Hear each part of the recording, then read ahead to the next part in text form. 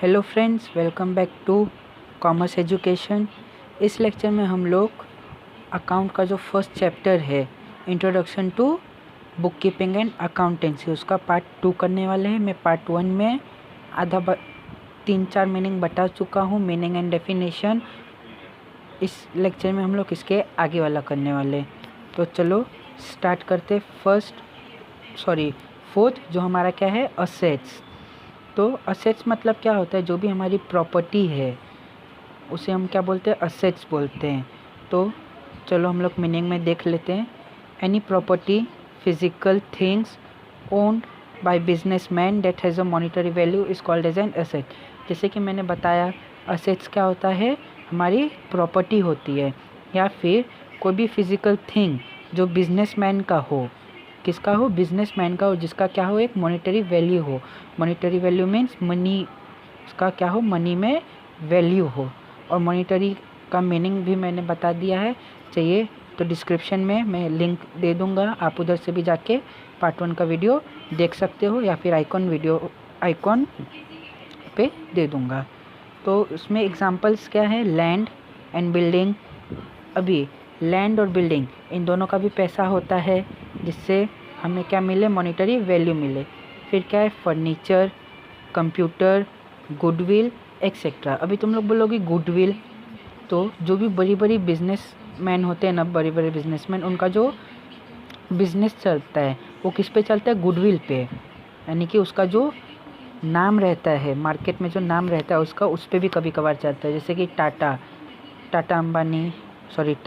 अंबानी, ये सब क्या है, एक बड़े बिजनेसमैन ने, जिन्होंने अपना गुडविल क्या किया, ज़्यादा बना के रखा है, जिससे अगर हम लोग कोई कंपनी खरीदने भी जाए, और हाँ, अगर मैं कोई कंपनी खरीदने जा रहा हूँ, जैसे कि मैं टाटा का मालिक हूँ, मैं कोई कंपनी खरीदने जा रहा हूँ टाटा, और बोलूँ क्या मैं टाटा का क्या हूँ, मालिक हूँ, तो उस गुडविल से ही हाँ, क्या उसको क्या मालूम पड़ता है, हाँ इसके पास इतना पैसा है, इतना प्रॉपर्टी है, तो वो सब क्या होता है, गुडविल होता है एक। ओके, तो चलो नेक्स्ट देखते हैं। फिफ्थ वन है लाइबिलिटीज़। लाइबिलिटीज़ मतलब होता है कर्जा। जो भी हमारा जो कर्जा है, जैसे कि मैं किसी से उधारी लिया, वो क्या हुआ, कर्जा हुआ ना मेरे लिए, उससे हम लोग क्या बोलेंगे, लाइबिलिटी। तो इसका मीनिंग क्या है, total amount payable by the business to other is known as liability. तो जैसे कि मैंने बोला, जितना भी हम लोग को अमाउंट पे करना है दूसरे को, जैसे कि मुझे किसी और को क्या करना है, पैसा देना है। क्यों देना है, क्योंकि मैंने उससे पहले लिया था और उसके ऊपर मेरे ऊपर क्या है, कर्जा है, और मुझे कर्जा हटाने के लिए वो पैसा तो देना पड़ेगा इसके लिए।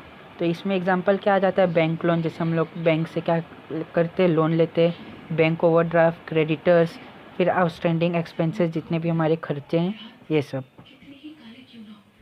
6th है solvent. A person's assets are more than his liability or equal than his liability, he is called as solvent person। तो सॉल्वेंट क्या होता है, जो हमारा असेट रहेगा, यानी कि जो हमारा प्रॉपर्टी रहेगा, वो क्या रहेगा, ज़्यादा रहेगा, किससे, लाइबिलिटी से, यानी कि कर्जा से ज़्यादा रहेगा, तभी हम क्या कहला पाएंगे, सॉल्वेंट पर्सन। अगर सिंपल वर्ड में बोलूँ तो जो हमारा लाइबिलिटी है उसको हम लोग क्या कर सके, पेएबल कर सके, तो हम लोग क्या कह जाएंगे, सॉल्वेंट। नाउ 7th वन क्या है, इंसॉल्वेंट।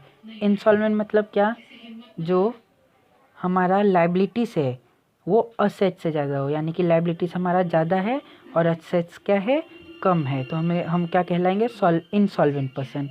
यानी कि जो हमारा लाइबिलिटी है वो हम उसको ना भर पाए, यानी कि हमारा जो लाइबिलिटी है वो हम लोग पेबल ना कर पाए। 8th क्या है, डेटर्स। तो डेटर मतलब क्या होता है, debtor is a person who has to pay money to the business for getting or purchase goods and service on credit. जैसे कि मेरे पास अभी मैं कुछ परचेस करने जा रहा हूँ, जैसे कि मैं स्टेशनरी पे गया, क्या परचेस करने, पेन परचेस करने, तो मुझे क्या करना पड़ेगा, पैसा देना पड़ेगा, किसको, स्टेशनरी वाले को।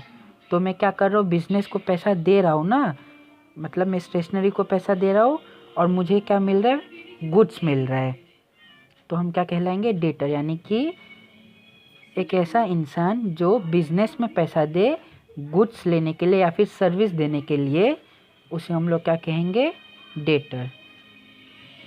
Now 9th one, creditor.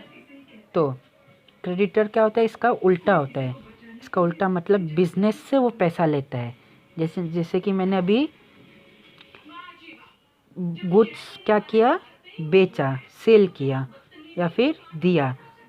किसको दिया, बिजनेसमैन को। जैसे कि उसको स्टॉक चाहिए था एलईडी का, तो मैंने एलईडी उसको दिया, तो उससे मेरे को क्या मिलेगा, पैसा मिलेगा।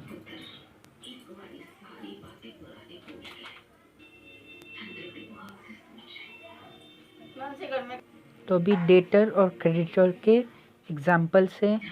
तो फर्स्ट एग्जाम्पल से हम लोग क्या करेंगे, पूरा समझेंगे कि डेटर क्या होता है और क्रेडिटर। यानी कि मैंने एक ही एग्जाम्पल दिया, उसी से हम दोनों समझेंगे कि डेटर क्या होता है और क्रेडिटर क्या होता है।